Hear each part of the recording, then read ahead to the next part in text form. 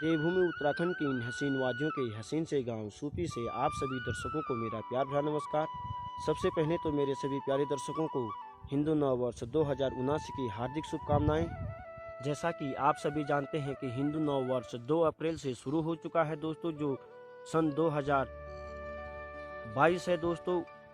यह अंग्रेजी वर्ष है दोस्तों। इसी तरह से हमारा हिंदू वर्ष 2079 का शुभारंभ हो चुका है, जो हमारा हिंदुओं का नया साल होता है दोस्तों। यह नवरात्रि के प्रथम दिन यानी कि जो गुड़ी पर्व होता है, जिसे गुड़ पड़वा भी बोलते हैं दोस्तों, हर साल विक्रम संवत के अनुसार चैत्र शुक्ल प्रतिपदा को मनाया जाता है दोस्तों।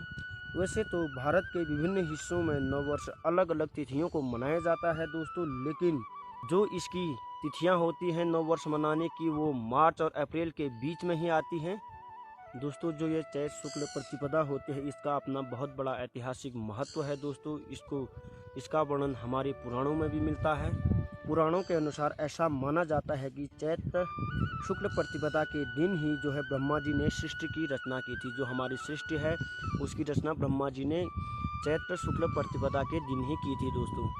और जो सम्राट राजा विक्रमादित्य थे दोस्तों, जिनके नाम पर जो है विक्रमी संवत का कैलेंडर जारी हुआ दोस्तों, उन्होंने अपने राज्य की स्थापना भी इसी दिन, जो चैत्र शुक्ल प्रतिपदा थी, इसी दिन की थी दोस्तों।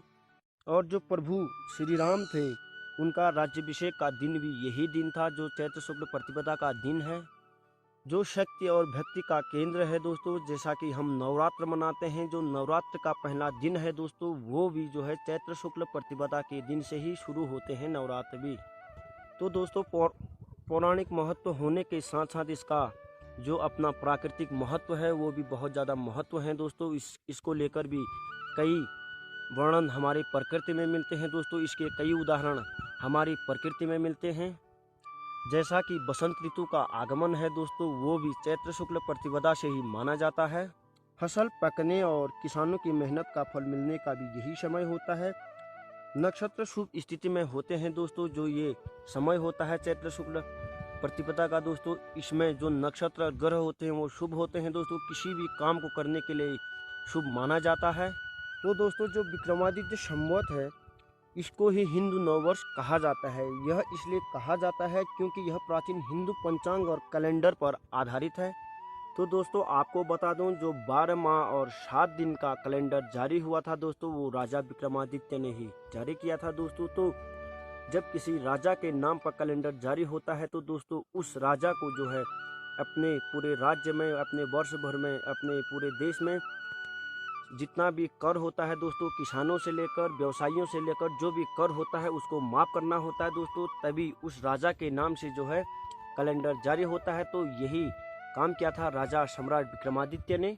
प्राचीन काल से ही यह परंपरा है कि चैत माह में ही दुनिया में जितने भी कामकाज हैं वो नए सिरे से शुरू किए जाते हैं दोस्तों। जितने भी नए कार्य होते हैं उनको एक नई रूपरेखा दी जाती है दोस्तों, क्योंकि यह समय प्रकृति का फिर से नई होने का समय होता है दोस्तों। इसी समय वसंत का आगमन भी होता है।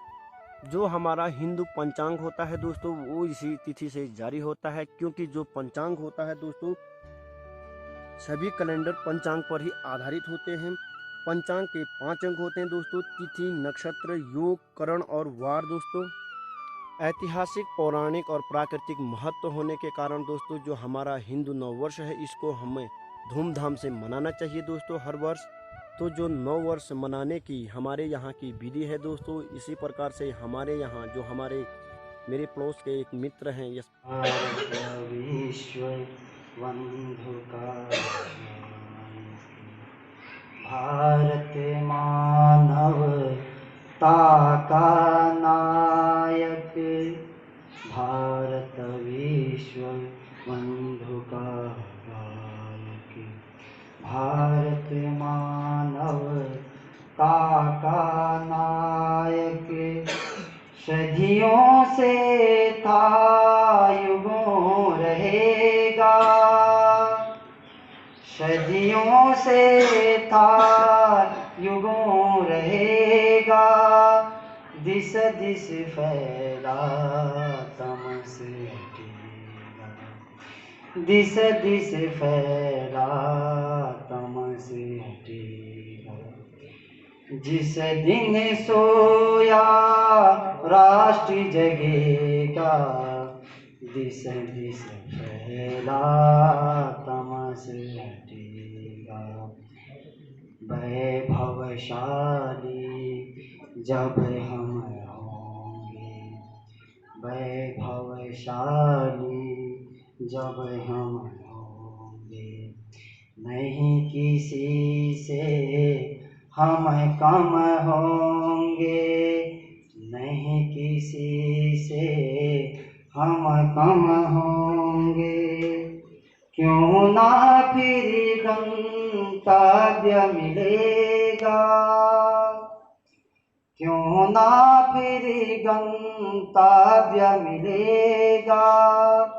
दिस दिस फैला तमस हटेगा, दिस दिस फैला तमस हटेगा। जिस दिन सोया राष्ट्र जगेगा, जिस दिन सोया राष्ट्र जगेगा, दिस दिस फैला तमस हटेगा। हम सब की तो राह एक है, कोटि हृदय और भाव एक है। हम सब की तो राह एक है, कोटि हृदय और भाव एक है। बात हमारी विश्व सुनेगा, बात हमारी विश्व। अगर आपको ये मेरी वीडियो पसंद आई हो तो प्लीज़ वीडियो को लाइक कीजिएगा, शेयर कीजिएगा और कमेंट कीजिएगा। चैनल पर नए हो तो चैनल को सब्सक्राइब कीजिएगा। दोस्तों अब मुझे दीजिए इजाज़त, फिर मिलते हैं अगले ब्लॉग में। तब तक के लिए जय देवभूमि उत्तराखंड।